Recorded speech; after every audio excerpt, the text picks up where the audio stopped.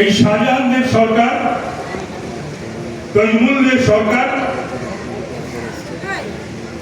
এদের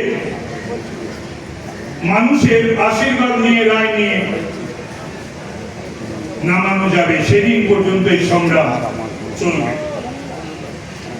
ছোটবেলা থেকে স্কুলে যখন পড়ি শেষের দিন একটা স্লোগান শুনতে শুনতে বড় হয়েছিলাম,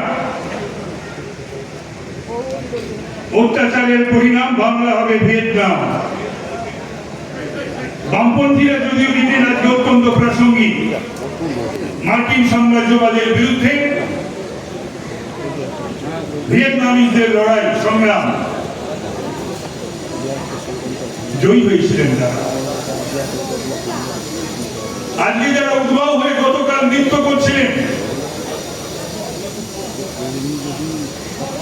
যারা উল্লসিত, তাদের এই উদ্বাহ নৃত্য বা উল্লাস কতদিন থাকবে আমি জানি না।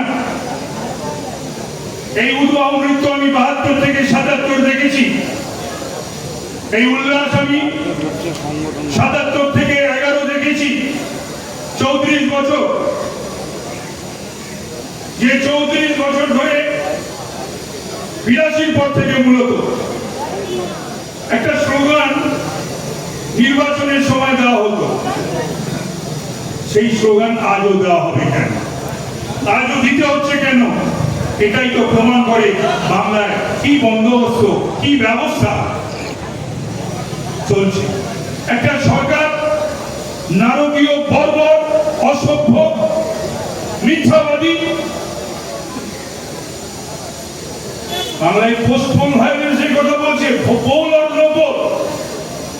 বাংলার বুকে পোল আর নোপল, প্রিপোল, পোলডে এবং পোস্টপোন ৩৬৫ দিন। কোন দিন বাংলায় আক্রান্ত হচ্ছেন না বিরোধী দলের কর্মীরা, বন্ধুরা?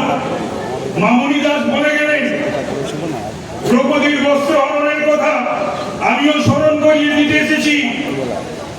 কুরুবংশ ধ্বংস হয়েছিল এই তৃণমূলের